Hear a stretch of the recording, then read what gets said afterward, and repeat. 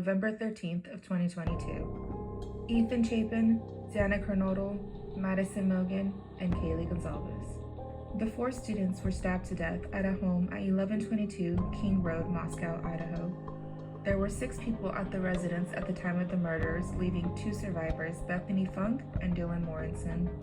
Since the arrest of suspected murderer Brian Kohberger, many questions have been asked. But which victim was his target, if not all? If what is known to public knowledge is true, and there is no connection to the victims, and one or more of the victims were previously stalked, then how did he find their house?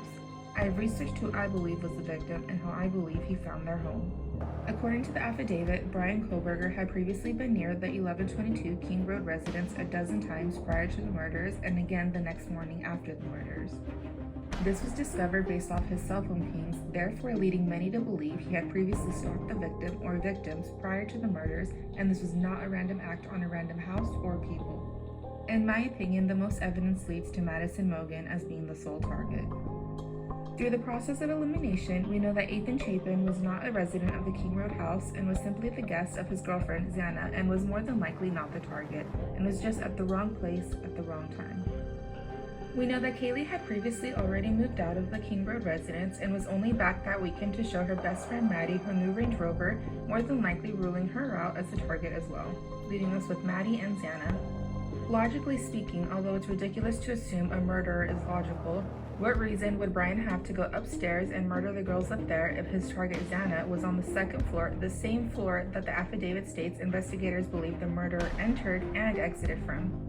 The layout of the house would have given him an easy route to and from Xana's room, giving him a swift exit without needing to go upstairs and murder Kaylee and Maddie. This leaves us with Madison Mogan as being the sole target. We know that Brian is from Pennsylvania and was residing in Pullman, Washington, just about 10 minutes away from Moscow, but if Maddie was the target, how did Brian find Maddie and her house?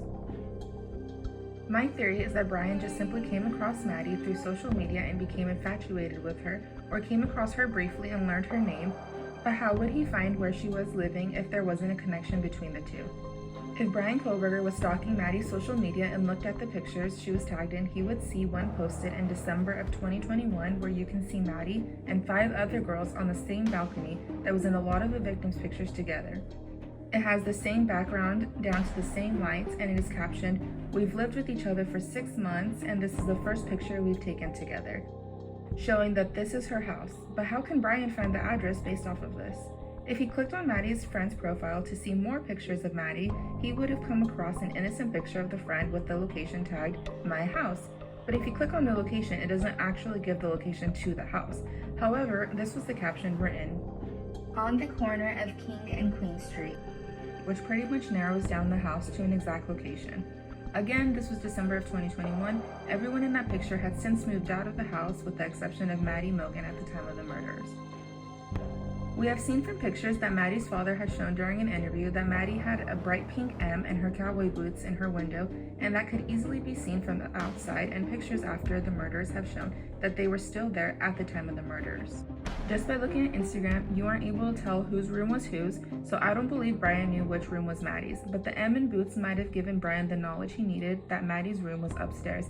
He didn't need to ever be in the house to know she was going to be upstairs, since many have questioned if he had previously been in the home, but interviews with friends have shown that they truly don't believe anyone who was ever not supposed to be in the home ever was. Again, this is just a theory. It's not meant to disrespect anyone in any way. My heart breaks for those families and friends affected. If anyone wants to support the families, Ethan Mother has a book called The Boy Who Wore Blue. It's on Amazon, as well as the Gonzalez family has a Facebook page where you can follow their grief journey. Thank you for watching my first video. I hope you guys liked it. Like and subscribe for future content on other crimes or mysteries. Thank you.